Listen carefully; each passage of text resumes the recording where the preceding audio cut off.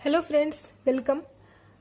Operation research की series में आज का हमारा टॉपिक है बिग एम मेथड। पहले की वीडियो में भी हमने बिग एम मेथड को सॉल्व किया था, उसमें हमने मैक्सिमाइजेशन और मिनिमाइजेशन के प्रॉब्लम को सॉल्व किया था।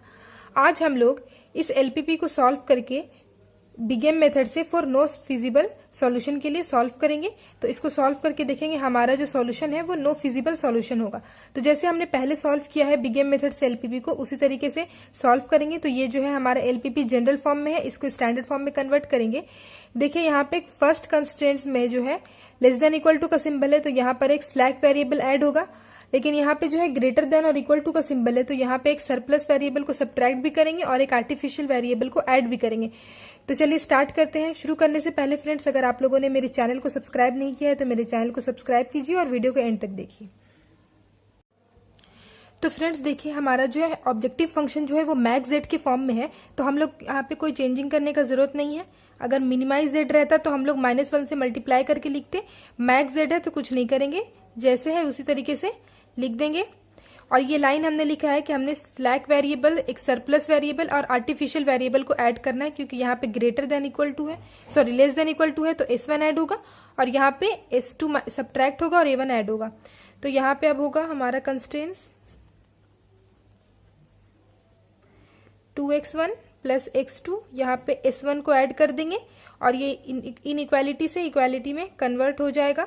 और यहाँ पर 3x1 प्लस 4x2 को कन्वर्ट करने के लिए इक्वेशन में माइनस कर देंगे S2 और ऐड कर देंगे A1 और ये इक्वल टू दे देंगे 12 का। इसके बाद जो हम लोग का वेरिएबल है x1 x2, S1 S2 है और A1 है, ये सब ग्रेटर देन और इक्वल टू 0 हम लोग लिख देंगे। अब देखिए हमारे पास जो वेरिएबल है इसको हम लोग को ऑब्जेक्टिव फंक्शन में भी लिखना होगा। यहाँ पे सिर्फ x1 x2 लिखा है, तो हम लोग को S1 S2 और A1 को भी लिखना है। तो S1 S2 तो हमारा कॉस्ट जो होता है 0 होता है, तो 0 S1 0 S2, और A1 का हमारा कॉस्ट होता है -m। तो यहाँ पे A1 के लिए आर्टिफिशियल वेरिएबल का कॉस्ट -m है, तो -m के साथ हम लोग A1 को लिख देंगे। अब हमारा बन गया ये स्टैंडर्ड फॉर्म में। इसके बाद हम लोग इनिशियल बेसिक फिजिबल सॉल्यूशन निकालेंगे। तो फ्रेंड इनिशियली क्या होगा, x1 और x2 जो होगा 0 होगा, x1 equal to x2 equal to 0 होगा। और देखिए x1 x2 अगर 0 है तो यहाँ से S1 इक्वल टू 2 हो जाएगा।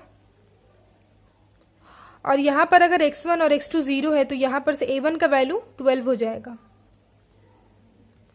S2 जो है हमारा सरप्लस वेरिएबल है और इसका निगेटिव सिंबल को हटाने के लिए हमने A1 ऐड किया हुआ है बिग एम मेथड में, इसलिए हम लोग को A1 इक्वल टू 12 मिला। S2 को हम लोग यहाँ पे बेसिक फिजिबल सॉल्यूशन नहीं लिखेंगे। इसके बाद क्या करेंगे, हम लोग मैट्रिक्स बनाएंगे।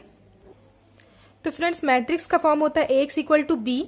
A का वैल्यू हम लोग यहाँ पे लिखेंगे सारा कॉन्स्टेंट जो है वेरिएबल का, मतलब हमारे पास x1 x2 S1 S2 और A1 जो है 5 वेरिएबल है। और यहाँ पर से फर्स्ट कंस्ट्रेंट से देखिए हमारा x1 का कॉस्ट है 2, x2 के लिए है 1 और S1 का है 1, तो यहाँ पे ये 2 होगा, x2 1 और ये S1 का भी है 1 और S2 और A1 जो है 0 होगा। सेकेंड वाले से देखिए x1 के साथ है 3, x2 के साथ है 4, तो 3 4, S2 के साथ है -1 और A1 भी यहाँ पे 1 है और S2 जो है 0 है। ये हो गया हमारा A। x के लिए हम लोग सारे वेरिएबल्स को लिख देंगे। 5 वेरिएबल्स है हमारे पास, x1 x2 S1 S2 और A1 5 वेरिएबल। और b का वैल्यू हम लोग यहाँ पर जो राइट हैंड साइड में जो है 2 और 12 उसको देख के लिखेंगे, तो यहाँ पे 2 और 12। तो हो गया हमारा AX इक्वल टू B के फॉर्म में मैट्रिक्स। इसके बाद हम लोग इनिशियल टेबल बनाएंगे। तो फ्रेंड्स देखिए हमने यहाँ पे अपना इनिशियल जो है सिंप्लेक्स टेबल बना लिया है। अब यहाँ पे हम लोग इसको फिलअप करेंगे। CJ का वैल्यू हम लोग लिखेंगे ऑब्जेक्टिव फंक्शन से देख के। तो यहाँ पे देखिए हमारा ऑब्जेक्टिव फंक्शन में जो है सारा वेरिएबल है और इसका जो कांस्टेंट मल्टीप्लाइड है उसको लिखेंगे। x1 के लिए 3, x2 का 2, S1 S2 का 0 0 है और A1 के लिए है m -m। तो अब इस वैल्यू को यहाँ पे फिलअप कर देंगे। x1 3 है, x2 2, S1 S2 0 0 और A1 है -m। ये m जो है फ्रेंड्स ये बहुत ही लार्ज वैल्यू होता है, मतलब m एक बहुत ही लार्ज वैल्यू है, हम लोग इसको कांस्टेंट माने हैं। और -m जो होगा ठीक उसका अपोजिट होगा, वो बहुत ही स्मॉल वैल्यू होगा। आर्टिफिशियल वेरिएबल a1 जो होता है वो मतलब आर्टिफिशियल होता है, उसका कोई फिजिकल मीनिंग नहीं होता है, उसको बस हम लोग ऐड करते हैं अपना इक्वेशन में निगेटिविटी को हटाने के लिए। जैसे यहाँ पे -s2 था तो यहाँ पर से s2 का वैल्यू हम लोग निकालते हैं तो -12 आता है, तो बेसिक फिजिबल सॉल्यूशन जो है हमारा s2 greater than equal to 0 है, तो उसको सेटिस्फाई नहीं करता, इसलिए हम लोग a1 ऐड कर देते हैं सब इसके प्रॉब्लम में। अब देखिए क्या करना है, हम लोग को बेसिक वेरिएबल के कॉलम को फिलअप करना है। तो देखिए बेसिक वेरिएबल में हमारा क्या है, s1 और a1, तो यहाँ पे s1 और a1 लिखेंगे। इसके साथ cb को हम लोग देखेंगे, s1 के लिए है हमारा 0 और a1 के लिए -m है, तो ये -m लिख दिए। xb का वैल्यू को हम लोग यहाँ मैट्रिक्स से देख के लिखेंगे, राइट में है 2 और 12, तो 2 12, और इस मैट्रिक्स को जो है मतलब इस टेबल को फॉर्म करेंगे पूरा मैट्रिक्स को देख के, तो यहाँ है 2 1 1 0 0, 2 1 1 0 0। इसके बाद है सेकेंड 3 4 0 -1 1, ये वाला फिलअप हो गया हमारा। इसके बाद का हमारा स्टेप है ZJ माइनस CJ को कैलकुलेट करना। तो हम लोग जानते हैं कि ZJ minus CJ equal to होता है CB into XJ minus CJ। तो अब यहाँ पे हम लोग कैलकुलेट करेंगे।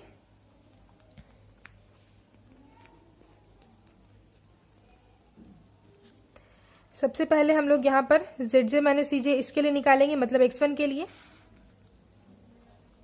तो Z1 माइनस C1 हो जाएगा हमारे पास CB into x1 minus C1। इसका वैल्यू आएगा हम लोग के पास, CB है हमारे पास 0 -m और x1 है 2 और 3, तो मल्टीप्लाई करेंगे 0 इंटू 2 और -m इंटू 3, तो 0 इंटू 2 प्लस -m इंटू 3, ये हो गया CB इंटू x1। अब माइनस C1 क्या करेंगे हम लोग, यहाँ पे x1 के लिए जो है C1 है हमारे पास 3, तो -3, इसका वैल्यू आएगा हमारे पास -3m -3। इसको वैल्यू को हम लोग यहाँ पे लिख देंगे -3m -3। इसी तरीके से Z2 माइनस C2 कैलकुलेट करेंगे, तो होगा CB into x2 minus C2, और यहाँ पे होगा CB इंटू x2 यानी कि 0 इंटू 1 प्लस -m इंटू 4,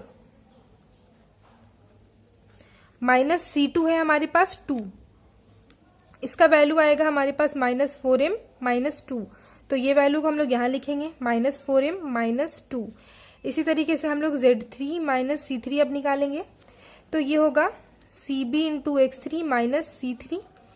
अब CB इंटू x3 जो है हम लोग का S1 है यहाँ पे, तो 0 इंटू 1 प्लस -m इंटू 0, तो यहाँ लिखेंगे 0 इंटू 1 प्लस -m इंटू 0, तो ये 0 हो जाएगा, माइनस C3 है हमारे पास 0, तो 0, ये वैल्यू हो गया हमारा 0, ये इसको यहाँ पे लिख देंगे 0। इसके बाद है Z4 माइनस C4, तो होगा CB into x4 minus C4। CB है हमारा ये, और x4 हम लोग S2 को लेंगे, तो होगा हमारे पास 0 इंटू 0 प्लस -m इंटू -1, तो 0 इंटू 0 प्लस -m इंटू -1, और C4 भी है हमारे पास 0, तो -0, ये वैल्यू आएगा हमारे पास m, इसको हम लोग यहाँ पे लिख देंगे m। इसके बाद है Z5 माइनस C5, इसका होगा हमारे पास CB into x5 minus C5। अब यहाँ पे 0 और C5 होगा A1, मतलब x5 होगा C1, तो CB इंटू A1 यानी कि 0 इंटू 0 प्लस -m इंटू 1, तो 0 इंटू 0 प्लस -m इंटू 1, और माइनस C5 है हमारे पास -m, तो -m, इसका वैल्यू आएगा -m प्लस m 0। इसको भी हम लोग यहाँ पे फिलअप कर देंगे। तो अब देखिए हमारे पास जो है इनिशियल टेबल जो है फिलअप हो चुका है। इसके बाद हम लोग देखेंगे हमारा सारा ZJ माइनस CJ जो है वो ग्रेटर देन और इक्वल टू 0 है या नहीं। तो यहाँ पे देखिए ये तीनों तो पॉजिटिव है, मतलब 0 है और ये m पॉजिटिव है। अब m जो है एक बहुत ही लार्ज वैल्यू है, तो हम लोग जैसे जानते हैं कि -m जो होगा वो बहुत स्मॉल वैल्यू होगा। तो देखिए यहाँ पे है -3m और यहाँ पे है -4m, तो अगर -m बहुत स्मॉल है तो यहाँ पे 4 से मल्टीप्लाई किए हैं और यहाँ पे 3 से, तो -4m जो होगा वो मोस्ट नेगेटिव वैल्यू होगा। तो इसलिए हम लोग यहाँ पे एरो बनाएंगे और इसके साथ जो हमारा x2 का जो कॉलम होगा वो की कॉलम होगा। तो देखिए x2 का कॉलम होगा हमारा की कॉलम और x2 होगा इनकमिंग वेक्टर। अब हम लोग को ऑड गोइंग वेक्टर निकालना है, तो बी के कॉलम में जो S1 और A1 है, इन दोनों में से ऑड गोइंग वेक्टर कौन सा होगा, इसको निकालने के लिए हम लोग अब मिनिमम रेशियो कैलकुलेट करेंगे, जो हमने राइट हैंड साइड में जो है थोड़ा सा स्पेस छोड़ा हुआ है, इसलिए अब यहाँ पे मिनिमम रेशियो कैलकुलेट करेंगे। तो देखिए फ्रेंड्स, मिनिमम रेशियो का जो फॉर्मूला होता है वो होता है XB बाई की कॉलम।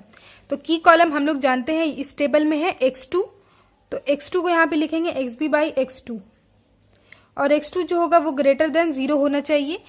कोई और केस में जो है हम लोग कैलकुलेशन नहीं करेंगे। तो देखिए XB है 2 और X2 है 1, तो 2 बाई 1 यहाँ पे होगा 2, और इधर देखिए XB है 12 और X2 है 4, तो 12 बाई 4 यहाँ पे है 3। अब 2 और 3 में हम लोग का जो मिनिमम है वो 2 है, तो हम लोग 2 को साथ जो हमारा S1 है उसको बोलेंगे ऑड गोइंग वेक्टर, और इसके साथ जो हमारा S1 का रो है, इस रो को हम लोग बोलेंगे की रो। तो हमारे पास की रो है S1 और की कॉलम है X2, और इसके साथ हमारा की एलिमेंट है 1, क्योंकि ये 1 जो है की रो और की कॉलम दोनों में कॉमन है, तो ये 1 जो है की एलिमेंट हो गया। इसके बाद नेक्स्ट टेबल अब हम लोग जो बनाएंगे उसमें बेसिक वेरिएबल के कॉलम में S1 की जगह X2 लिखेंगे, और A1 जो है जैसे ही वैसे ही रह जाएगा। तो हम नेक्स्ट टेबल बनाते हैं। तो फ्रेंड्स देखिए, अब हम यहाँ पे नया टेबल बना लिया है, और यहाँ पे इसके साथ लिख दिया ऊपर में कि हमारा जो है पहले टेबल में सारा ZJ माइनस CJ जो है ग्रेटर देन 0 नहीं था, लेस देन और इक्वल टू 0 था। तो हमारा जो सॉल्यूशन जो था उसमें हम लोग ऑप्टिमम नहीं था, इसलिए हमने most negative value ZJ minus CJ को -4m -2 को जो है चूज किया, और उसके साथ ही हमारा X2 जो है वेरिएबल इंटर किया, और जो है हमारा S1 वेरिएबल जो है बेसिस से बाहर निकल गया। तो S1 जो है बाहर निकला, तो देखिए हमने यहाँ पे नया टेबल में S1 का जो है कॉलम नहीं बनाया है। S1 का कॉलम नहीं बनाया है मैंने, अगर आप लोग चाहें तो बना भी सकते हैं। अब क्या करेंगे, बेसिक वेरिएबल के कॉलम में हम लोग लिखेंगे, यहाँ पे हो जाएगा हमारा X2 जो एंटर किया है, और A1 जो जैसे था वैसे ही लिख देंगे। CJ का जो वैल्यू होगा फ्रेंड, जो पहले टेबल में था बिल्कुल उसी तरीके से होगा। देखिए CJ का वैल्यू पहले टेबल में था 3200 और -m, तो उसी तरीके से लिख देंगे। तो देखिए हमने यहाँ पे लिख दिया 320 और -m। S1 का कॉलम हमने नहीं बनाया है, तो उस S1 को नहीं लिखे। अब X2 का साथ है हमारे पास 2 कॉस्ट 2, और A1 के लिए -m है। अब क्या करेंगे, हम लोग पहले टेबल में देखेंगे कि हमारा की रो कौन सा था। देखिए फ्रेंड, इनिशियल टेबल में जो था हम लोग के पास X2 का जो कॉलम था वो था की कॉलम। तो यहाँ पे हम लोग को जो है, यहाँ पे देखिए S1 बाहर जा रहा है, S1 का कॉलम में देखिए 1 0 है, तो X2 को भी जो है हम लोग को यहाँ पे 1 और यहाँ पे 0 बनाना होगा अपने न्यू टेबल में। तो यहाँ पे देखिए ये वाला जो कॉलम है इसमें तो पहले से 1 है, तो इसको हम लोग को चेंज करने का जरूरत नहीं पड़ेगा, सिर्फ हम लोग को 4 को 0 बनाना होगा। तो देखिए हम लोग जो है पहला इसको इसी तरीके से लिख देते हैं। हमारे पास है यहाँ पे 2, X1 भी है 2, X2 है 1। S1 का तो कॉलम हमने यहाँ पे बनाया नहीं है, तो S1 को छोड़ देंगे। S2 के लिए है 0 और A1 भी है 0। ये हो गया। इसके बाद हम लोग जानते हैं कि जो हमारा बेसिक वेरिएबल के कॉलम में होता है वो आइडेंटिटी मैट्रिक्स फॉर्म करता है। जैसे कि देखिए यहाँ पे S1 और A1 था, तो S1 होगा 1 0 और A1 होगा 0 1। देखिए S1 है 1 0 और A1 है 0 1, तो 1 0 और 0 1 जो है अगर इस तरीके से लिखेंगे तो ये आइडेंटिटी मैट्रिक्स हुआ।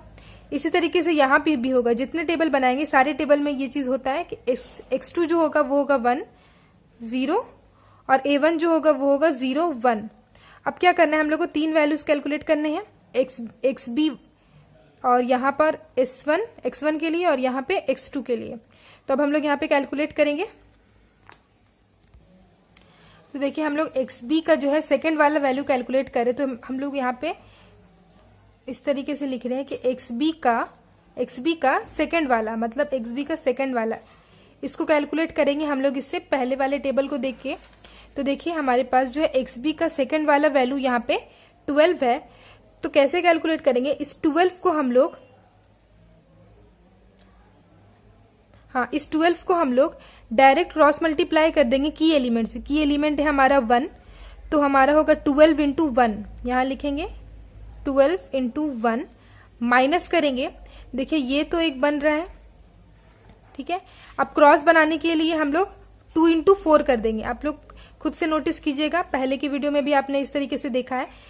12 इंटू 1 करेंगे और 4 इंटू 2 करेंगे, तो 4 इंटू 2 ये एक क्रॉस बन गया। पहले क्या करेंगे, पहले जहां का वैल्यू निकाले हैं उसको ही क्रॉस मल्टीप्लाई करेंगे की एलिमेंट से, उसके बाद जो है दूसरा वाला को माइनस कर देंगे और इस पूरे को जो है डिवाइड कर देंगे की एलिमेंट से। की एलिमेंट है हमारा 1, तो यहाँ पे हो जाएगा 12 माइनस 8, इसका वैल्यू आएगा हमारे पास 4। तो इस 4 को यहाँ पे हम लोग लिख देंगे, हम लोग यहाँ का वैल्यू कैलकुलेट कर रहे थे तो ये 4 यहाँ पे आ जाएगा।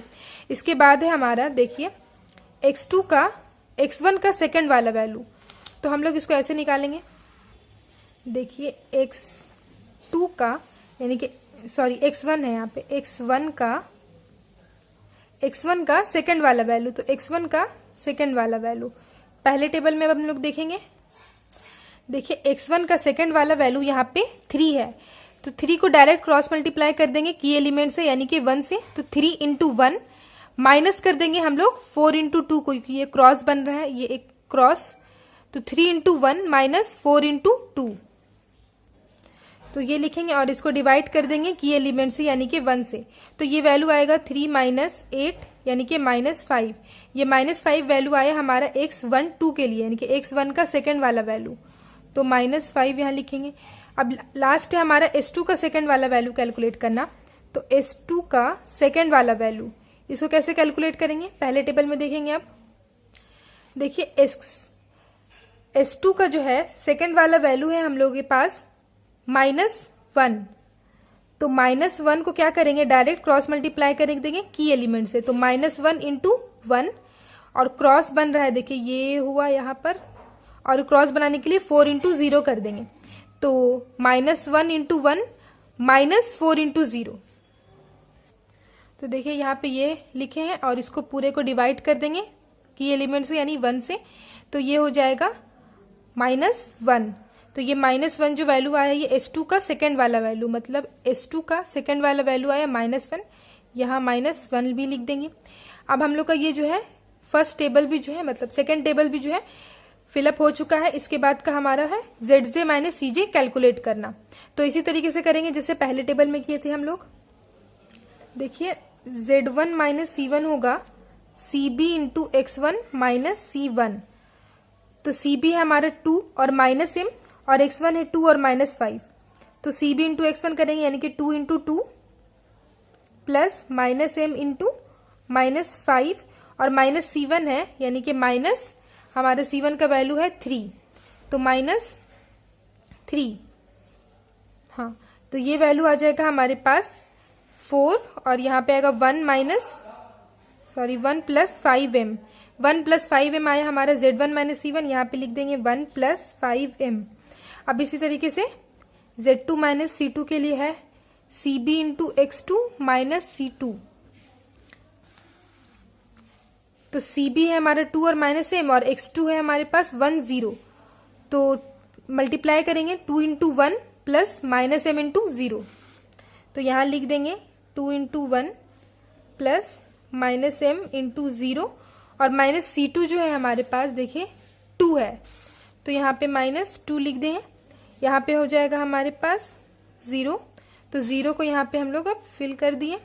अब इसी तरीके से Z3 माइनस C3 हो जाएगा CB into x3 minus C3, तो x3 है हमारे पास ये नेक्स्ट वाला कॉलम, नेक्स्ट कॉलम में s2 है, तो s2 को हम लोग x3 करेंगे मानेंगे और मल्टीप्लाई करेंगे CB से, तो 2 इंटू 0 प्लस -m इंटू -1, तो यहाँ पे लिखेंगे 2 into 0 plus -m into -1 minus C3 जो है हमारा 0 है, तो -0 लिखेंगे, ये वैल्यू आएगा हमारे पास 0,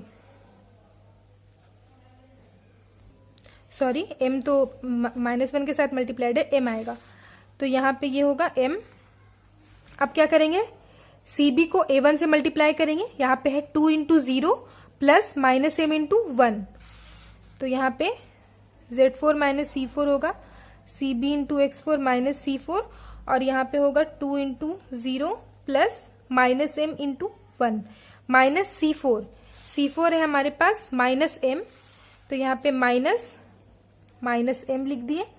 यहाँ पे हो जाएगा 0, माइनस एम प्लस एम 0 हो जाएगा ये वैल्यू, तो यहाँ पे लिख देंगे 0। तो अब देखिए हमारे पास टेबल पूरा फिलअप हो चुका है और जेड, अब देखेंगे जेड जे माइनस सी जे जो है ग्रेटर देन और इक्वल टू 0 है या नहीं। तो देखिए यहाँ पे 1 + 5m है, m पॉजिटिव वैल्यू है, 5 मल्टीप्लाइड है और पॉजिटिव के साथ है, तो ये भी पॉजिटिव, ये m पॉजिटिव है और ये दोनों 0 0 है। तो अब यहाँ पे हमारा सारा जो है Z J minus C J greater than equal to 0 आ चुका है। तो अब हम लोग जो है यहाँ पे बोल सकते हैं कि सॉल्यूशन ऑप्टिमम स्टेज पे पहुंच चुका है। लेकिन हम लोग रूल्स जानते हैं बिग एम मेथड का, पहले भी पढ़ चुके हैं, एक बार फिर से देख लेते हैं सारे रूल्स को। तो फ्रेंड्स हम लोग ने वो टेबल बना लिया है जहां पर हम लोग का सारा जेड जे माइनस सी जे का वैल्यू ग्रेटर देन और इक्वल टू 0 हो गया है। तो उस टेबल में हम लोग देखेंगे पहला केस में अगर कोई भी आर्टिफिशियल वेरिएबल हम लोग का बेसिक वेरिएबल के कॉलम में नहीं है और हमारा जेड जे माइनस सी जे भी जो है ग्रेटर देन और इक्वल टू 0 है, तो हम लोग बोलेंगे कि हमारा जो सॉल्यूशन है वो बेसिक ऑप्टिमल सॉल्यूशन हो गया है। दूसरा केस में हम लोग देखेंगे कि हमारे टेबल में कम से कम एक आर्टिफिशियल वेरिएबल जो है आ रहा है और वो जो है 0 लेवल पे आ रहा है और हमारा जो है कंडीशन भी जो है जेड जे माइनस सी जे जो है वो सेटिस्फाई कर रहा है, ग्रेटर देन इक्वल टू 0 है, तो भी हम लोग बोलेंगे कि हमारा जो करेंट सॉल्यूशन है वो ऑप्टिमल बेसिक फिजिबल सॉल्यूशन है। तीसरा जो है हम लोग देखेंगे कि हमारे टेबल में जो कम से कम एक आर्टिफिशियल वेरिएबल आ रहा है लेकिन पॉजिटिव लेवल पे आ रहा है और हमारा जो है जेड जे माइनस सी जे भी जो है वो ग्रेटर देन इक्वल टू 0 हो रहा है, तो इस केस में हम लोग बोलेंगे कि जो हमारा ओरिजिनल प्रॉब्लम है वो नो फिजिबल सॉल्यूशन है। इसका मतलब हमारा सॉल्यूशन जो है सेटिस्फाई कर रहा है कंस्ट्रेंट्स को बट ऑप्टिमाइज नहीं कर रहा है हमारा ऑब्जेक्टिव फंक्शन को। तो इस तरीके से हम लोग यहाँ पे एक लार्ज पेनल्टी कंटेन करते हैं, इसलिए इसको हम लोग स्यूडो ऑप्टिमल सॉल्यूशन बोलते हैं। तो फ्रेंड्स अब देखिए हमारा बेसिक वेरिएबल के कॉलम में क्या आया है, x2 आया है और a1 आया है। तो मतलब हमारा बेसिक वेरिएबल में एक आर्टिफिशियल वेरिएबल आया है। अब उसका जो है लेवल देखते हैं, ये पॉजिटिव लेवल पर आया है, ये 4 जो है पॉजिटिव वैल्यू है, तो इसका मतलब हमारा जो रूल 3 है वो सेटिस्फाई कर रहा है। a1 हमारा पॉजिटिव लेवल पर आया है आर्टिफिशियल वेरिएबल और सारा जेड जे माइनस सी जे भी जो है ग्रेटर देन और इक्वल टू 0 हो चुका है। तो इसका मतलब जो है हमारा सॉल्यूशन जो है वो नो फिजिबल सॉल्यूशन है।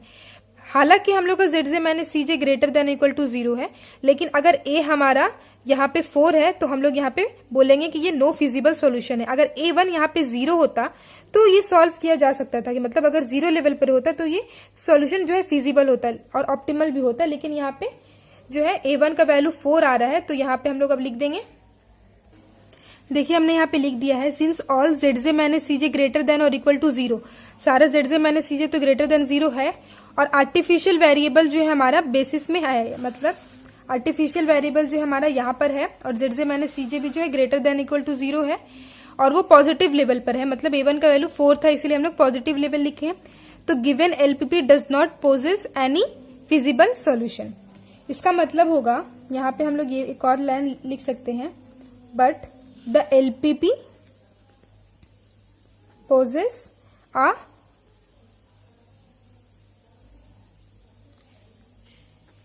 pseudo optimal solution. ये ऑप्टिमल सॉल्यूशन नहीं है, लेकिन एलपीपी को हम लोग एक pseudo ऑप्टिमल सॉल्यूशन बोल सकते हैं। तो ठीक है फ्रेंड्स, एलपीपी में अगर आप लोग यहाँ पे नोटिस करना है, ये नहीं कि जेड जे माइनस सी जे जो है ग्रेटर देन और इक्वल टू 0 आ गया तो हम लोग जो है x2 को 2 कर दिए और z का वैल्यू निकाल दिए और x1 को 0 करके लिख दिया, ऐसा नहीं करना है। अगर यहाँ पे A1 पॉजिटिव लेवल पर आ रहा है तो ये नो फिजिबल सॉल्यूशन होगा। तो ठीक है फ्रेंड्स, नेक्स्ट वीडियो में हम लोग पढ़ेंगे 2 फेज मेथड। अगर आप लोगों को मेरा ये वीडियो पसंद आया होगा तो मेरे वीडियो को लाइक करें, शेयर करें और अगर अभी तक मेरे चैनल को सब्सक्राइब नहीं किया तो मेरे चैनल को सब्सक्राइब कर दें। Thank you so much guys.